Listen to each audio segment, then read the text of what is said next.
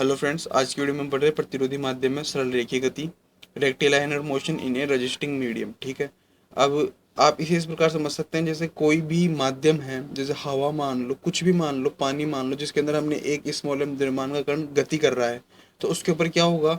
घर्षण बल, विभिन्न प्रकार के बल कार्य करेंगे जो उसी गति को कम करने की कोशिश करते हैं। तो इस प्रकार गति को कम करना ही उस माध्यम द्वारा लगाया गया उस कण पर प्रतिरोध कहलाता है। ठीक है। तो ऐसे माध्यम में कण की सरल रेखीय गति किस प्रकार होती है, उसके क्या क्या कंडीशंस होती है, उसके बारे में हम इस टॉपिक में पढ़ेंगे। तो सबसे पहले बात आती है हमारे सामने, प्रतिरोधी माध्यम में गुरुत्व के अधीन कोई कण गिर रहा है तो उसका वेग कभी भी एक विशेष मात्रा से अधिक नहीं हो सकता है। मतलब कि आप इसे ऐसे समझ सकते हैं, यदि कोई भी माध्यम है जिसके अंदर यदि हम गुरुत्व के अधीन किसी भी कण को गिराते हैं तो एक मैक्सिमम वेलोसिटी होती है, उसके आगे कण का वेग कभी भी नहीं बढ़ता है। ठीक है ना, वो एक मैक्सिमम वेलोसिटी गेन कर लेगा, उसके बाद में उसी वेलोसिटी से आगे बढ़ता जाएगा। ऐसे नहीं है कि उसकी वेलोसिटी लगातार बढ़ती ही जाएगी, ऐसा नहीं होता। ऐसा केवल जैसे हम निर्वात में ले सकते हैं, अगर निर्वात के अंदर गुरुत्व के दिन गिराएंगे ना तो उसकी वेलोसिटी बढ़ती जाएगी, पर यदि किसी माध्यम में गिराए ना तो उसकी वेलोसिटी एक मैक्सिमम पॉइंट तक बढ़ेगी, उसके बाद में कांस्टेंट हो जाती है। ठीक है। तो इसे हम प्रूफ करते हैं एक बार। तो हम क्या करते हैं, मान लेते हैं कि माना गुरुत्व के अधीन गिर रहे कण का प्रतिरोध v की पावर n, वेग की पावर n के समानुपाती है। ठीक है ना।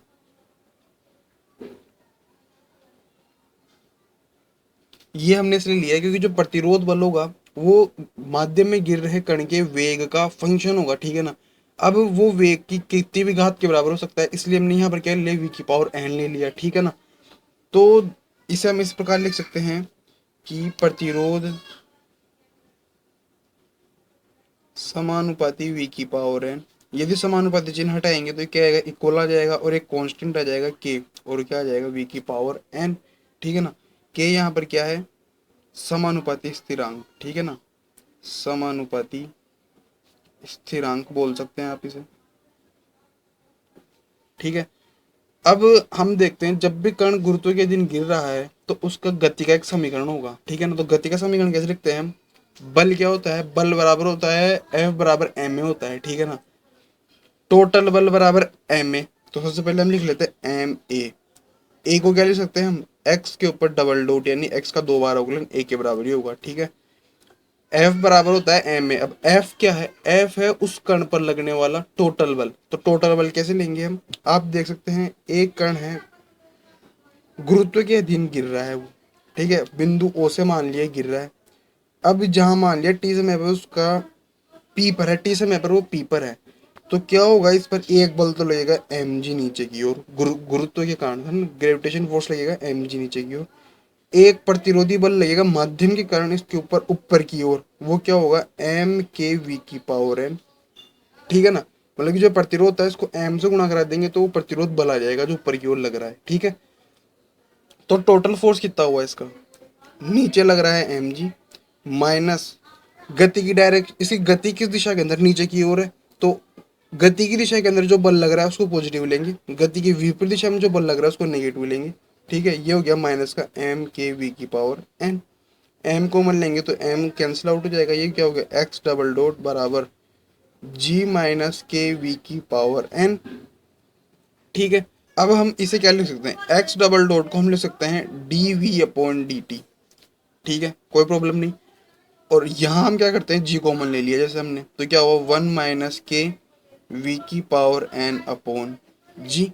ठीक है। एक कंडीशन तो हमारे पास में ये हो सकती है, और एक कंडीशन हो सकती है d v upon d t, या लगा के लिख सकते हैं, या यहाँ से हम लेते हैं क्या, के कॉमन ले लेते हैं, ये हो जाएगा जी अपॉन के माइनस वी की पावर एन। ठीक है। तो इन दोनों कंडीशन में से हम लेंगे ये वाली कंडीशन, इसको देंगे इक्वेशन नंबर 1।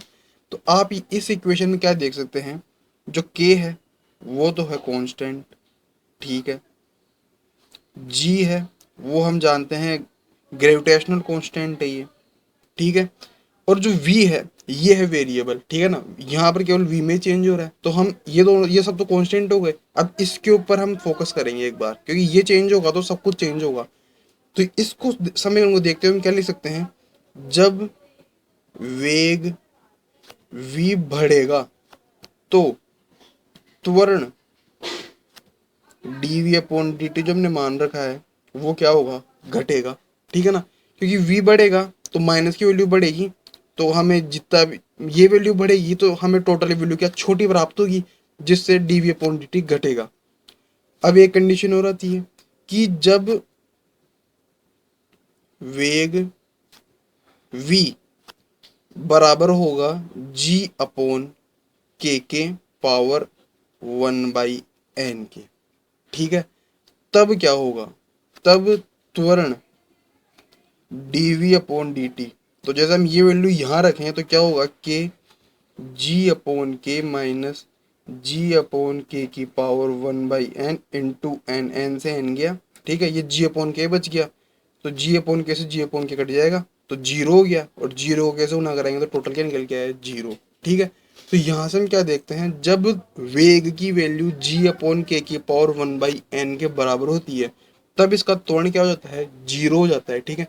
त्वरण जीरो होने का मतलब क्या होता है, त्वरण जीरो होने का मतलब होता है कि वेग क्या है, कांस्टेंट हो गया, ठीक है।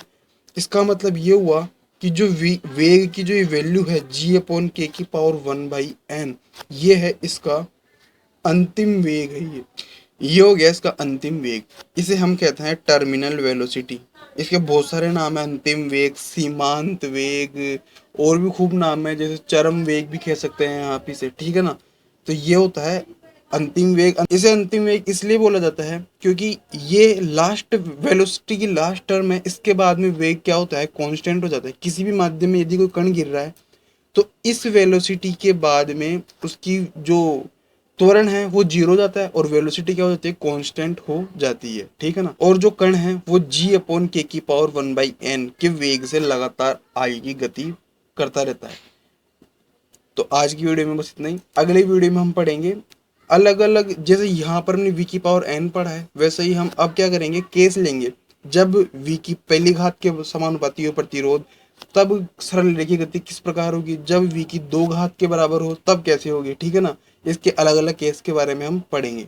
यदि आपको हमारा वीडियो अच्छा लगा तो प्लीज़ हमारे चैनल को सब्सक्राइब जरूर करें। Thanks for watching my video.